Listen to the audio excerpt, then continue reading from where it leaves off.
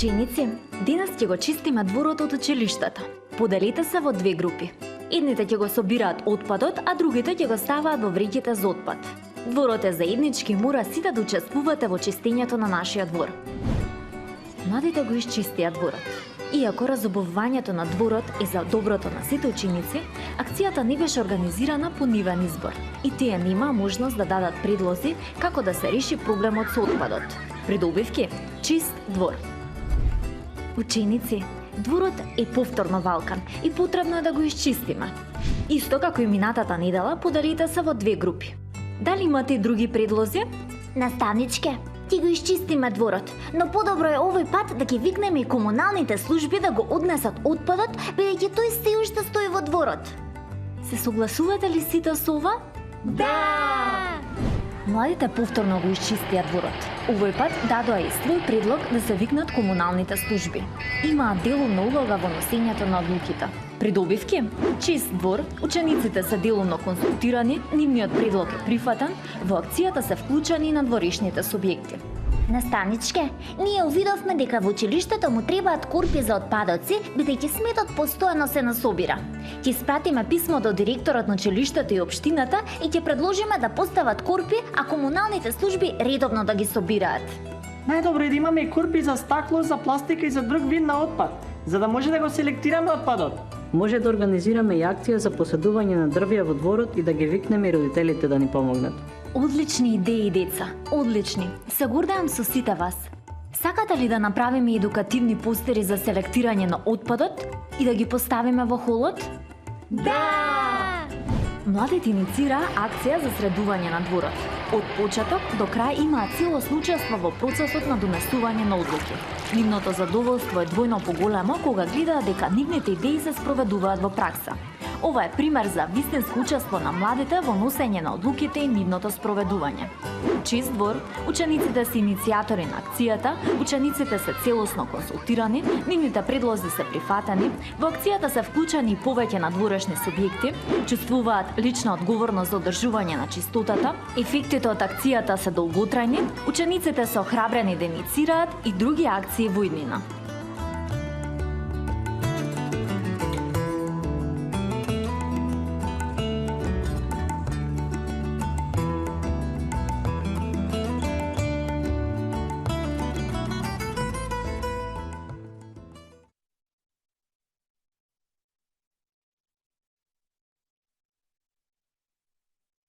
Продолжуваме со новите 90 минути. Да, во самото сценарио ќе ја погледнете дамата која што е во студио, секако со еден фина придружба меѓу другото, меѓутоа и тие самите велат, се од музика ќе идеме на сериозни теми. Не, тоа е доброто во 90 минути што може да направиме дистинкција и повторно да кажеме и да раскажеме за фини нешта кои што се случуваат и во Македонија.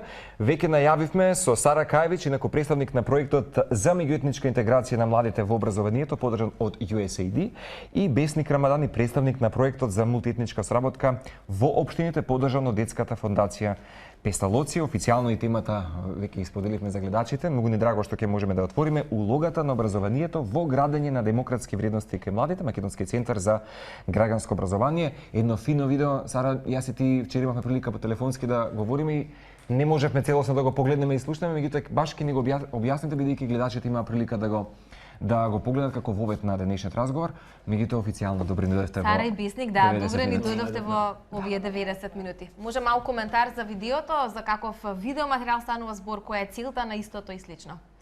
Станува збор за едукативно видео во кое што се прикажани неколку различни начини преку кои што училиштата може да пристапат кон решавањето на одредени проблеми во рамки на училиштето, меѓутоа еве да кажеме и во заедницата. Оно што се обидовме да го прекажеме преку видеото е како за еден ист проблем со различен процес на решавање може да добиеме различни решенија. Добри бенефити меѓу другото. Одлични бенефити. Можеме да видиме дека согласно видеото во првото сценарио, каде што идејата за решавањето на проблемот со наталоженото ги убира во училишниот двор и генерално лошата состојба на дворот, кога идејата за решавањето произлегува од наставниците, меѓутоа децата не се консултирани во тоа како тие сметаат дека би можело да се помогне. Имаме еден резултат каде што дворот на училиштето е исчистен, меѓутоа не станува збор за долгорочно решение затоа што за брзо време повторно запаѓа во лоша состојба. Во второто сценарио, каде што учениците се консултирани да придонесат со некакви идеи, можеме да видиме веќе некакво подобрување, меѓутоа сепак и тоа не е вистинско решение. А за разлика од тоа во третото сценарио, всушност иницијативата за да се исчисти дворот потекнува од самите ученици, а наставниците се во улога на поддржувачи и помагачи на нивната идеја. Учениците гледаме дека предлагаат да се вклучат и други субјекти, како што се нивните родители, што се многу важен фактор, комуналното претпријатие и слично. И всушност тука можеме да видиме дека станува збор за вистинско младинско учество, што ни носи долгорочно решение на оваа ситуација во училиштето. Бисник, во која фаза во моментов е овој проект, што е следно можеби во рамки на вашите активности до крајот на годинава? До крајот на годинава, значи се очекуваат повеќе активности во овој дел, така што ние како Македонски центар за граѓанско образование во 120 училишта ќе ги поддржаме 120 училишта во реализирање на различни активности, акции и младински иницијативи. Ради одржливост на целиот овој процес соработуваме со Бирото за развој на образованието. Во моментов сите 120 училишта или до прва дел од нив ќе се вклучат? Да, оваа година сите 120 училишта и од наредна година, секоја година до крајот на проектот ќе се вклучат сите наредни. Значи целта ви е буквално сите да ги опфатите на територија на земјава. Сите училишта во Македонија. Друго, ради одржливост на целиот овој процес, во соработка со Бирото за развој на образование, како што реков претходно, и со училиштата ги наметнавме, односно ги со наша поддршка училиштата ги вметна ги интегрира во нивните годишни програми на училишта, што е главен најважен документ во од оваа нова годишна учебна година или да од септемвриската, така? Септемвриската учебна година. Тие веќе се интегрирани. Исто така од 120-115 училишта ни испратија планови кои што е 99% на 90% се интегрирани. Ќе има и отворени денови за граѓанско образование, каде учениците ќе можат пред пошироката јавност, односно заедницата да презентираат кои се активности ги имат реализирани. Всушност, идејата за самото видео, како потекна и зошто решивме да го направиме во рамките на нашата организација, а со поддршка од проектите на УСАИД и на Детската фондација Пестолоци. Ова видео е резултат, меѓутоа не е крај на еден многу подолгорочен процес кој што започна уште во 2017-та, почетокот на 2018-та година, каде што по иницијатива на Министерството за образование и наука и другите клучни образовни институции се увиде дека постои потреба од реформирање на граѓанското образование во нашиот образовен систем. За да бидат промените квалитетни и да ја отсликаат реалноста во која што ние живееме, во процесот на реформирање беа вклучени граѓанските организации, значи граѓанскиот сектор, вклучувајќи го и Македонскиот центар за граѓанско образование, наставници, универзитетски професори, меѓутоа и ученици. Направивме истражување за тоа што се случува во неколку репрезентативни европски системи, која е појдовната ситуација кај нас и може да се каже дека дел од податоците беа дури загрижувачки. Учениците сметаа дека тие можат да придонесат за подобрување, тие дека имаат идеи, меѓутоа исто така резултатите покажаа дека да речеме 4 од 10 ученици сметаат дека доколку кажат отворено своето мислење во училиштето може да имаат некаков проблем. Се сложи. Тоа што поучени од искуството. Веројатно има и добри и лоши искуства, меѓутоа нели сето учиме заеднички, така е. Се што се реформира треба да биде, да кажам, заснувано на некаква подетална анализа за да имаме квалитетна промена. Врз основа на тие анализи се реформира наставните програми, како што кажа и колегата, меѓутоа за да може да се применат, се организира и обуки за сите наставници кои што го предаваат овој предмет во сите основни училишта. Дали помина некаква обука образовниот кадар поточно или наставниците? Да, сите наставници што предаваат граѓанско образование во 8 и во 9 одделение заклучно јуни оваа година, значи негде над 85% од наставниците помина обука за новите методи и природи кон граѓанското образование согласно новиот концепт. Како реагираат учениците сега засега?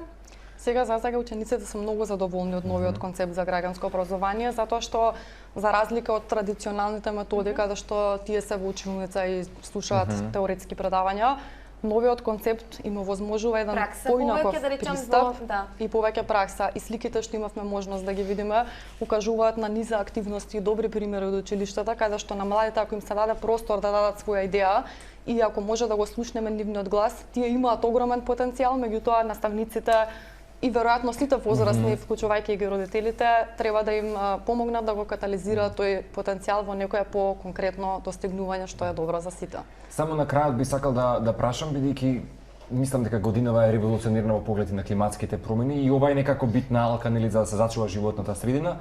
И драго ми е што може да отвориме и да направиме и ние, можеби телевизиски, што се вели една така интересна инклузија и да предизвикаме млади луѓе да придонес, меѓутоа и активација што се вели на самите млади луѓе. Како може да потикнеме и дали се случува можеби тој активизам кај младиот кадар? Сара, Весна?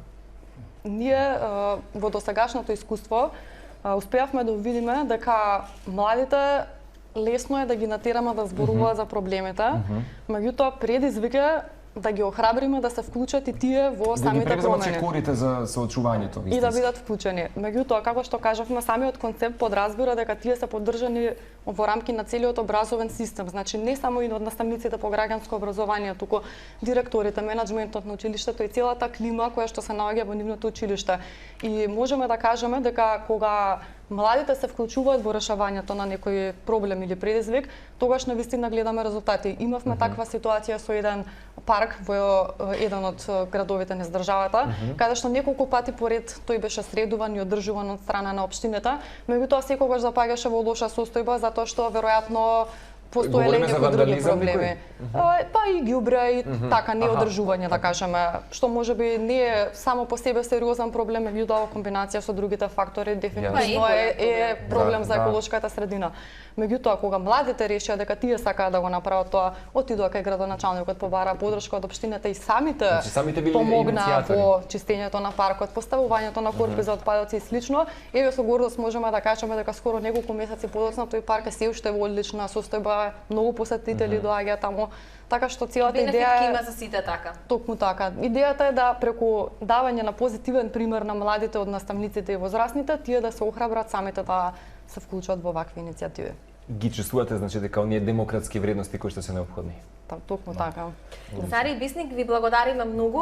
Продолжуваме понатаму да ги следиме вашите активности, да бидеме дел од нели овој проект на овој начин, односно медиумски да ја дадеме поддршката и заеднички да делуваме. Благодариме. Беше чест да ви имаме и денес во овие 90 минути.